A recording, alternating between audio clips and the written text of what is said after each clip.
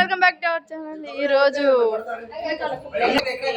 నిన్న పొంగల్ కదా, ఈరోజు మొక్కబొళ్ళు ఏమన్నా ఉంటే చెల్లిస్తారనమాట. ఈరోజు మా చిన్న తాతయ్య వాళ్ళు మా పెద్దమ్మ వాళ్ళు వస్తున్నారు. ఫస్ట్ చిన్న తాతయ్య వాళ్ళు వెళ్ళి అట్నున్నట్టు పెద్దమ్మ వాళ్ళు అది కూడా తీసుకొస్తారు. ఇప్పుడు